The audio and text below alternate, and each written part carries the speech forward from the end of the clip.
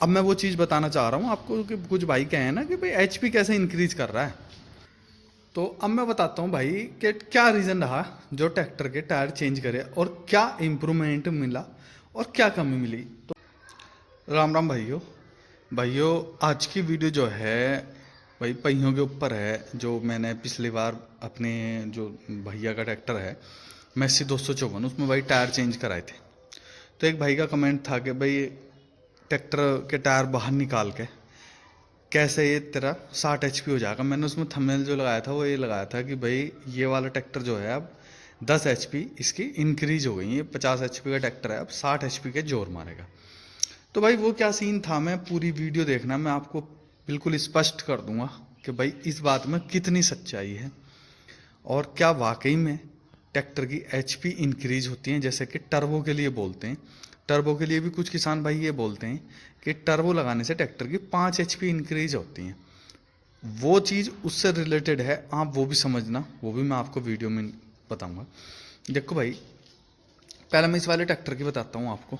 तो अब मैं बताता हूँ भाई कि क्या रीज़न रहा जो ट्रैक्टर के टायर चेंज करे और क्या इम्प्रूवमेंट मिला और क्या कमी मिली। तो मैं एचपी बता दूं पहले आपको। देखो, जो हमारा ट्रैक्टर है भाई, पीछे से जो था पहले 5 फीट 6 इंच था, मतलब 5.5 फीट पीछे से चौड़ाई थी ट्रैक्टर की।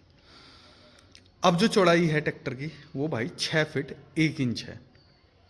मतलब आप ये मान लो 7 इंच ट्रैक्टर पीछे से चौड़ा हो गया। आज मैं आपको एक बात स्पष्ट कर दूंगा, जो भाई कहते हैं ना कि भाई ऐसा कुछ नहीं होता। देखो, मैं पहले तो थोड़ा सा अंतर दिखाऊंगा आपको। किसी भी फार्म ट्रैक 45 में आपने भाई ये देखो, इतना टायरों में अंतर नहीं देखा होगा, कम से कम 2.5 से 3 इंच है ये वाला जो अंतर है। अभी मैंने नापा था तो मुझे पौने मतलब 3.25 के करीब ट्रैक्टर की इधर को चौड़ाई लग रही थी।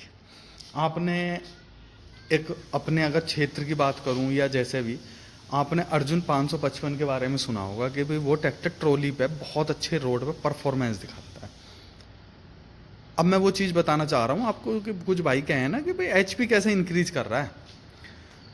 तो ट्रैक्टर के टायर बाहर निकलने से ट्रैक्टर पीछे से ग्रिप बहुत अच्छी लेता है, मतलब ट्रॉली पे डिसबैलेंस नहीं होता। सबसे पहली बात तो ये है, बिल्कुल स्मूथ चलता है ट्रैक्टर। दूसरी बात भाई, हम भराब गिर रहे थे अपने यहीं पे, ट्रॉली थी सब पे वही मैं 12.5 फीट की ट्रॉली, और एक पे 13 फीट की भी थी 60 पे।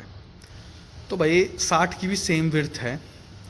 ये दो ही ट्रैक्टर थे जिनमें आगे ट्रैक्टर लगाने की ज़रूरत नहीं पड़ी, बाकी सब ट्रैक्टरों पे आगे ट्रैक्टर लगाने की ज़रूरत पड़ी। मैं ऐसा नहीं कह रहा कि ट्रैक्टर पावरफुल है ट्रॉली के मामले में, मैं ये बताना चाह रहा हूँ ट्रैक्टर की अगर आप चौड़ाई बढ़ा दोगे भाई तो ट्रैक्टर जो है तगड़े वाले जोर मारता पीछे से, मतलब चौड़ाई बढ़ने की वजह से एक उसका बीच का टायरों से टायरों की दूरी भी बढ़ जाती है। और ऐसा समझ लो जैसे कि कहते हैं ना, बरसात में आदमी चलता है नंगे पैर अच्छे ग्रिप बना के चलता, सेम वही वाला रहे। अब कुछ भाई कहेंगे कि भाई इसके डिसएडवांटेज हैं। हाँ भाई, डिसएडवांटेज हैं, वो बताता हूँ क्या है। देखो, सबसे बड़ी बात तो यह है, जो कंपनी चीज़ दे रही है वो इंजीनियर ऐसा तो है नहीं भाई उन्हें लाखों लाखों रुपए सैलरी मिल रही है कि वो बेवकूफ़ हैं, वो भी कर सकते हैं ये काम। पर कंपनी हर ट्रैक्टर को हर एक काम के लिए तैयार नहीं करती। आपने बीच में जय किसान सीरीज में एक वो देखी होगी फार्म ट्रैक में, वैल्यू मैक्स, एजी मैक्स, लोड मैक्स और सुपर मैक्स, ये करके उन्होंने सीरीज बनाई थी। उसमें ज़रूरत के हिसाब से था कि भाई कुछ किसानों को डुअल क्लच की ज़रूरत पड़ती है, कुछ किसानों को डुअल क्लच की ज़रूरत नहीं पड़ती तो उन्हें सिंगल क्लच था। कुछ को मल्टी स्पीड पीटीओ की ज़रूरत पड़ती है तो उनके लिए मल्टी स्पीड पीटीओ थी। तो इस तरीके से कंपनी हर ट्रैक्टर को एक सा नहीं बनाती है। तो ये बात तो भाइयों बोल रही। अब बता देता हूँ मैं डिसएडवांटेज क्या है टायर बाहर निकालने के और क्यों बाहर निकालने से भाइयों बचना चाहिए, वो बताता हूँ मैं आपको। देखो, जैसे आपका लोड का काम है, अगर आप 100-150 कुंटल आप लोड ले जाते हो, या तो आपको पूरे घेरे चेंज करने पड़ेंगे जिससे कि ट्यूबों पे जोर ना आए, जो पीछे वाली ट्यूब हैं उन पे जोर ना आए। वरना ट्रैक्टर की चौड़ाई पीछे से बढ़ने की वजह से जो एक तुमने देखा होगा, अगर पाइप को आप पास से पकड़ के मोड़ोगे तो मुड़ेगा नहीं, और अगर इस कोने से इस कोने का है दूरी से मोड़ोगे तो तुरंत मुड़ जाता है। वही वाली चीज़ है, ट्यूब पे जोर आता है जब टायरों की आप चौड़ाई बढ़ा दोगे। या तो आप घेरे भी चेंज करो पूरे, ये वाले फार्म ट्रैक में W12 के घेरे देते हैं ये 14 के टायरों में भी भाई। 60-55 ले लो, 60 ले लो, फार्म ट्रैक 45 ले लो, और वैल्यू मैक्स या ऑलराउंडर 35 ले लो, सब में भाइयों एक ही घेरे मिलते हैं। सबसे बड़ी कमी तो एक ही है फार्म ट्रैक में, इस वजह से ट्रैक्टर की पीछे से चौड़ाई नहीं रहती। तो अगर आप ओवरलोड ट्रॉली चलाते हो तो भाई बिल्कुल ये काम ना करें, ये एक नुकसान है। और रही बात उसकी, वो भाई कह रहा था एचपी इंक्रीज हो, देख भाई एचपी इंक्रीज हो या ना हो, पर ट्रैक्टर जोर बहुत तगड़े लगाता है। और ऐसी टर्बो का सीन है, टर्बो में भी भाई कोई एचपी इंक्रीज नहीं होती। उसमें क्या होता है, ट्रैक्टर को पूरी एयर मिलती है, फ्यूल पूरा फूकता है, तो ट्रैक्टर जो है लोड मतलब आरपीएम ड्रॉप नहीं करता, चाहे वो स्लिप मारता रहे। तो भाइयों इसलिए देसी भाषा में कहते हैं कि वो टर्बो लगाने से 5 एचपी इंक्रीज हो गई, कि क्योंकि भाई आरपीएम ड्रॉप नहीं करेगा तो सीधी सी बात है आदमी यही सोचेगा कि भाई ट्रैक्टर जोर मार। वही सीन भाइयों टायर बाहर निकालने पे है, कल्टीवेटर पे, टीलर पे और हैरो पे। मतलब मुझे तो लगता है हर चीज़ पे इस चीज़ का अंतर आता है। ट्रैक्टर अच्छी ग्रिप लेके चलता है, स्लिप की समस्या भी 19-20 का जरूर अंतर आता है कल्टीवेटर पे भाइयों।